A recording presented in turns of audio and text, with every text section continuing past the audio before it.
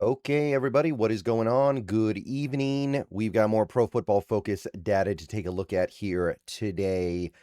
We're going to the defense now, which is definitely the side of the ball that didn't play so great last night. A lot of problems, a lot of issues. Let's just go ahead and be real with it. It was a tough game for the defense. Over 480 yards allowed to the Rams, no turnovers, one sack. It was rough. But they did make a couple of big plays that were just enough to flip this game. And let's take a look and see what the football focus graders think of the defense yesterday. See what they think of the players. As always, the grades can go one way or the other. The objective stats, I think, are very useful. And it's just something that we pull into the equation when trying to figure out how things are going. All right. So with the defense, there is one guy to be really celebrated today. You already know who it is. All right, everybody, before we go any further into the video, I want to take a minute to tell you guys about a wonderful app called Sleeper, a one-stop shop for all your sports needs. You can celebrate and chat about sports in real time with other users. You can get all kinds of scores, sports news, and sports alerts with blazing fast speed. And of course, you can play in fantasy leagues and win real money on picks contests. So enjoy sports with other people in a community. Download the Sleeper app today and remember to use the promo code SBN, that is SBN, for up to $100 match on your first deposit. And they also have a free $20 entry right now, no deposit required. So pair those two up.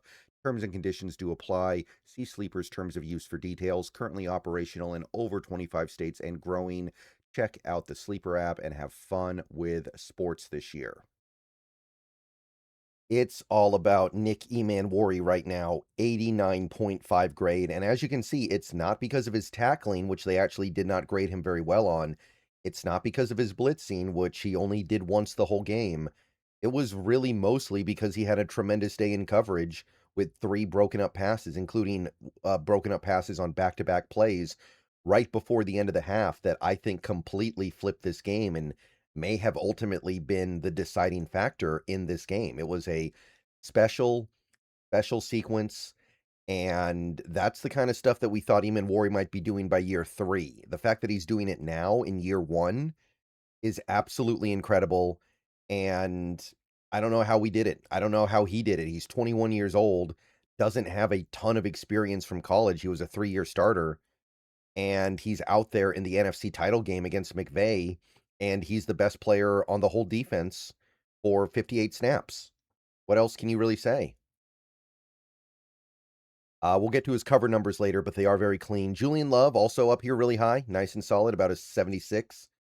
Graded pretty well in pretty much every area. Tackling grades really high, coverage grades good, run defense grade above average.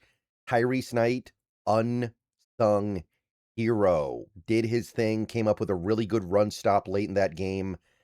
I think that that run stop that he made right before the back-to-back breakups by Witherspoon really kind of loomed large as a play that allowed us to win the game. If he doesn't make that play the way that he did, who knows how those next two plays go. So that was some money stuff. And it's really nice to have a guy like Tyrese Knight in your back pocket when Drake Thomas gets hurt in a game.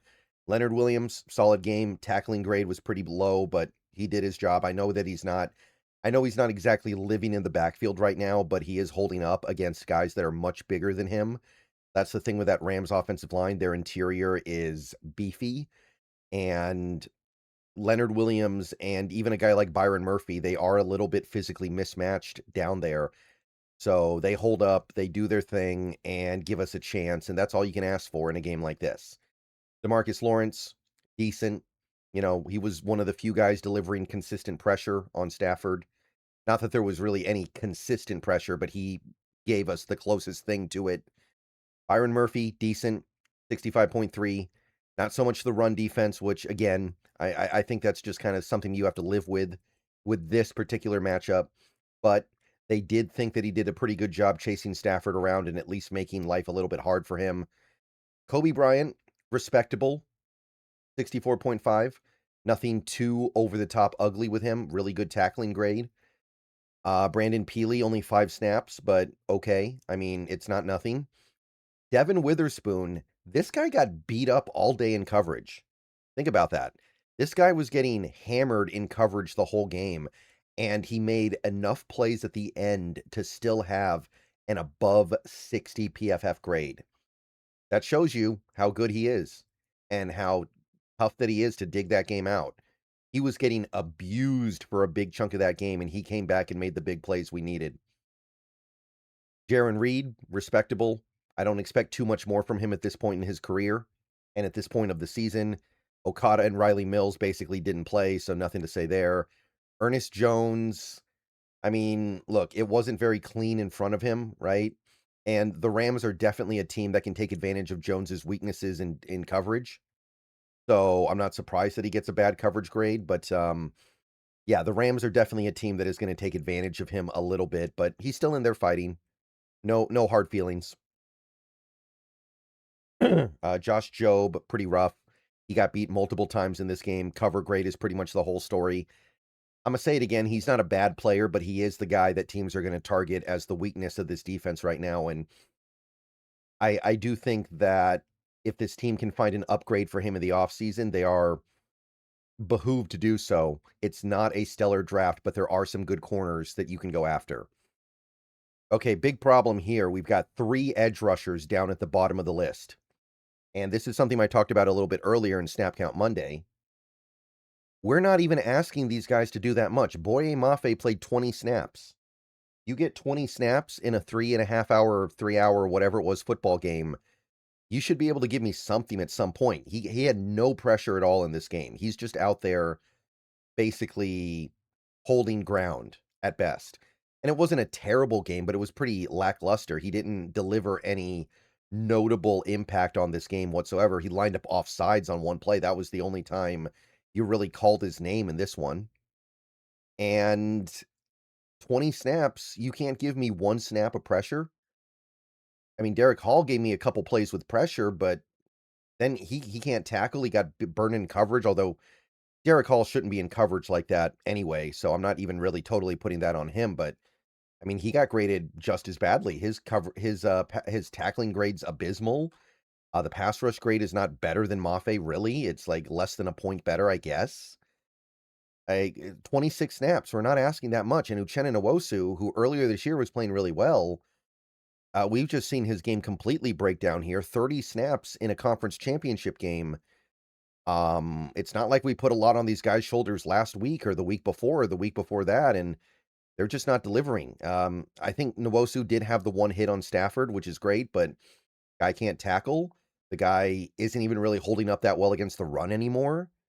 He was I know he's not really a cover player, but he was very lucky that Colby Parkinson dropped that pass on the Rams' last drive, or else that would have been a touchdown on his head. This is the problem right now, and hopefully we can get through one more game with this going on with Mafe, Hall, and Nwosu, but we need to flip the table over in the offseason a little bit at the edge room. We can go forward with D-Law, who is still playing well despite being very old and having a lot of miles on him. But after D-Law, there needs to be some switch-ups. We need to do a little bit better behind D-Law, and I mean, Hall's under contract next year, but we can't look for him to be much more than what he is. Woolen, I mean, that's what happens when you pick up 2 penalties, 43.6. The run defense grade is also really bad, so kind of back to bad stuff. Definitely not a good game for him to be flashing back to the old Rick Woolen. But even in coverage, it wasn't like he had a terrible game in coverage overall. It was just one of those things where it's the penalties more than anything else. And Drake Thomas bringing up the rear, really bad game for him. Not a good tackler, not good in coverage, not really good at anything. So I think the Rams have a pretty good understanding of how to take advantage of his weaknesses. I don't think he's very good against play action. So we got to live with it for now. But it is why I'm still not against the idea of trying to upgrade at linebacker this offseason, even though I like Drake Thomas. Okay, so tackling, this is the main reason why Drake Thomas got punished so much. 3 missed tackles. That's really, really hard to work with. I will admit. Other than that, we had a handful of guys miss one tackle. Emmanwori missed a tackle. Leonard Williams missed one. Witherspoon missed one. Jones missed one. Derek Hall and Nwosu both missed one. Nothing egregious except for Drake Thomas, but clean it up, buddy. Clean it up. Like, if you get beat in coverage every now and then, fine, but make your tackles. All right, moving on beyond the top line. Run defense. Not really a lot to say. The run defense was pretty mediocre in that game. Kind of an odd thing, though. The three guys that have multiple run stops in this game all had pretty substandard grades for runs defense in this game. Ernest Jones, Byron Murphy, and Drake Thomas. They all actually had run stops, or more than one run stop. They also had missed tackles, though, so it kind of makes sense, right? Well, Byron Murphy didn't. I don't know why his run defense grade was so bad, but or not so bad, but kind of bad. And the high graded players were Emmanwori, Big Cat, Kobe, Tyrese Knight, Witherspoon. You can see they had some stops up there as well. Jaron Reed had a stop, which is nice, but nothing to stand out this week. Nothing really strong to call out. Just kind of a normal day at work against a team that matches up really well with your run defense. Pass rush grades other than Ernest Jones. And by the way, this was a kind of a switch up here because Ernest Jones not really doing a lot as a blitzer lately, but 2 pressures in this game according to PFF on 3 tries. Byron Murphy, he had a few pressures. DeMarcus Lawrence had the sack and a couple other pressures. Derek Hall, I guess he did okay. Same with Big Cat. But you quickly get into like the yellow and even slightly orange colored guys as you move down the list. It's just not a very good pass rush right now. And it's unfortunate that it's breaking down here at the end of the year. The good news is we only have to survive one more game against a pretty mediocre offensive line. And like I said, we can fix it in the offseason. It is fixable, but you need better players. You need a blue chipper. And you guys know who I'm talking about, but we have plenty of time for that in the offseason. But yeah, not really a lot going on in terms of pressure. And a lot of the pressure we got was kind of cheap, not really affecting the play that much. I didn't feel like Stafford was negatively affected by pressure that much, even when we did technically get close to him. Okay, coverage stuff. Again, Nick Emmanwori's the hero. 5 targets, 8 yards, 3 pass breakups. Incredible game by him. Julian Love, 1 target, no catches, clean. Let's see. Knight, Lawrence not targeted. Witherspoon, game to forget. Obviously, 8 targets, 5 catches, 136 yards. He got beat over the top over and over and over again, but he makes the 2 pass breakups at the end when we really needed it.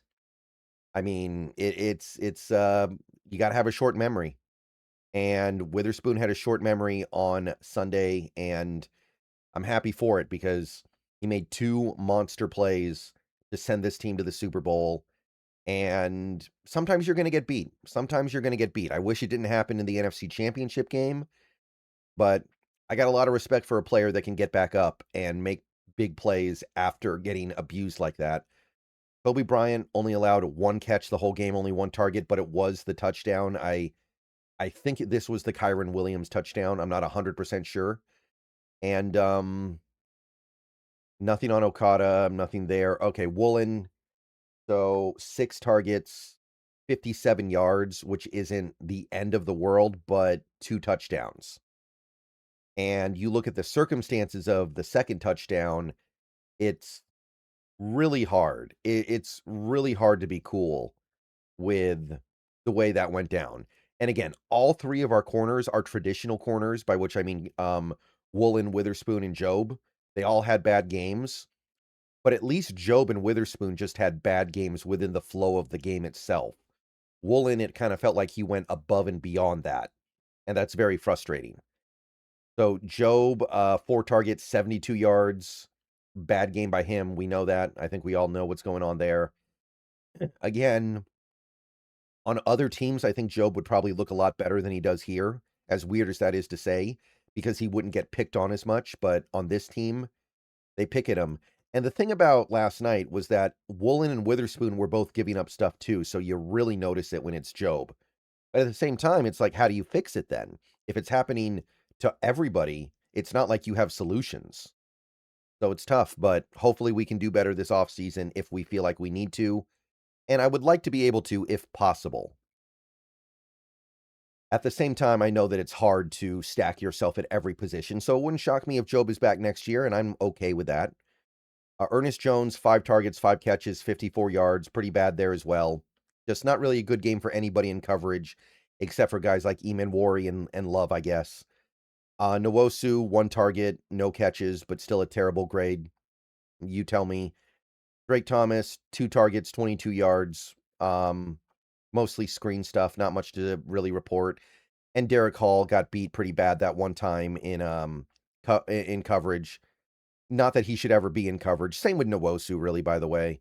Like, I know that's a bad play, but at the same time, it's like, why is Nwosu in coverage? Why is Hall in coverage? They can barely rush the passer right now. At least let them do things they might be able to do. Okay, that's it for the coverage page. I do want to take a look at coverage versus certain receivers. And one thing that really gets highlighted here is that we tried, right? The Seahawks tried. They put Witherspoon on Puka for a few plays, and Puka beat him up. Then they put Witherspoon on Devontae Adams for some plays, and Devontae beat him up too. 58 yards on 2 targets. So they tried. Woolen gets put on Puka, gives up some big plays to him. I think 2 big plays to Puka when covered by Woolen. He did give up the 2-yard touchdown to Devontae Adams. I'm not going to say that was like him getting beat up, but you can see we are trying a little bit here, switching things up, trying to find something that works. Credit where credit's due there. And then you get to Nicky Emmanwori, and it's like you put him on Puka, shuts him down, or more or less shuts him down. Devontae shuts him down. He's on backs, out of the backfield, takes care of it. Really, really cool stuff here. I don't know where we are without what he did last night. All right, so I did want to take a look at that real quick. Special teams, Tyrese Knight is the highest graded special team coverage guy. I mean, that's pretty cool, right? Not only was he kind of a hidden hero on defense, but he gave you your best special teams grade. And the lowest grades were Chris Stoll and Connor O'Toole, but nothing too remarkable. Stoll had the holding penalty, so that makes sense. We had the 1 missed tackle from Brady Russell on special teams. Not too much else to report. Dixon had a really good grade for his punting. And Jason Myers, I mean, he made his field goal, I guess, so whatever. But that's it. That's it for Pro Football Focus for this conference championship game. Let me know what you guys think. Let me know if anything stands out to you, what you agree with, what you disagree with. See you guys soon. Go Hawks. And more stuff coming.